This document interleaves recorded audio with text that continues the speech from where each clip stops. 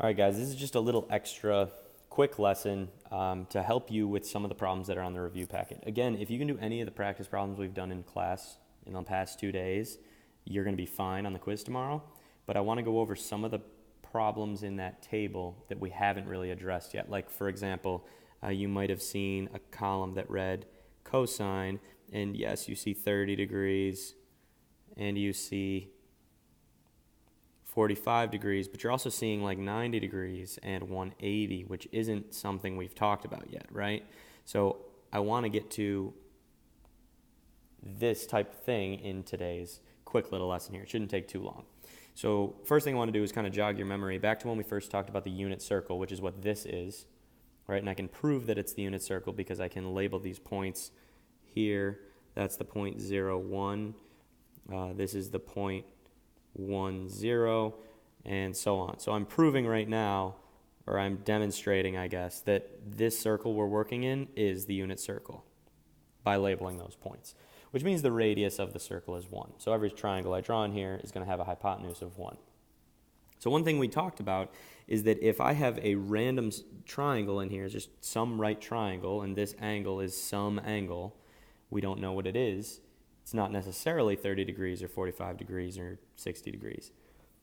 All we know is that this point here is the point x, y. It's some point, and we know that it's a positive x value because we're on the right-hand side of our graph. And we know that it's a positive y value because we're above 0 in the y direction as well. So if that's the point xy, well, what that means is this side length here we'll just call x for now, and this side length here we'll just call y for now, because we don't know what they are. So we're just going to say that's some y value, and this right here is some x value. The other side we know is the hypotenuse. We know that that's 1. And in that previous video, when we talked about the unit circle, we said that because this is true, then that means sine of theta, in this case, is equal to y, right? Because sine is your opposite side over your hypotenuse, and y over 1 is just y.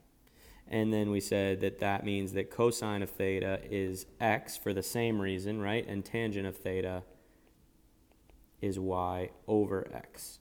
And that's because tangent is opposite over adjacent, opposite over adjacent. So we drew this triangle to show that this is true. So actually, if I were to try to find sine of theta, and theta was 60, right, sine of 60 degrees, if I'm trying to figure that out, and now I know that this is 60, well, what that tells me is the only side that I need to know is this. That's the only side that matters, right? So in this case, sine of 60 would be radical 3 over 2, because if we drew our 30, 60, 90 triangle, that would be the length of this side, which makes a lot of sense because we've been doing that every time, right? We've been doing that pretty easily. But now we get into some where I might say, what is sine of 180? And that's not something we've done. But 180 degrees would be all the way over here.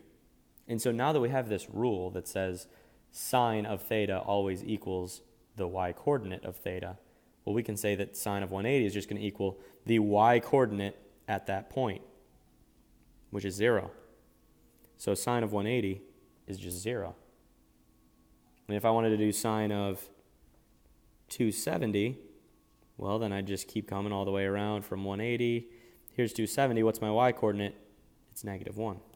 So sine of 270 is negative 1. So those points are actually pretty easy to come up with. If I wanted to do tangent of, let's say tangent of 180, well, I'd go all the way around here, and I know that tangent right now is y over x. So I go over to 180, my y-coordinate is 0, my x-coordinate is negative 1, so that's going to be 0 divided by negative 1, which, of course, is 0. So tangent of 180 is 0. If I were to do tangent of 90, well, I'm coming around the circle, and my y-coordinate is 1, my x-coordinate is 0, so that's 1 over 0. That's a problem. You cannot have this, 0 in a denominator. That's not allowed. So actually, there are a few of these functions where for some angular measures, the answer is that it's just undefined. So tangent of 90 is undefined. There is no value that we can assign to tangent of 90.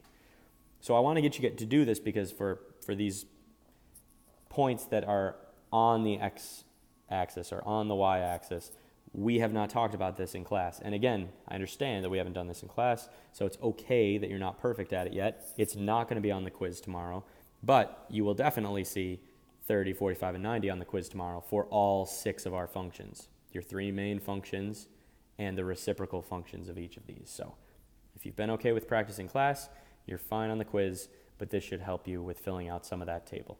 All right, good luck, and I will see you guys tomorrow.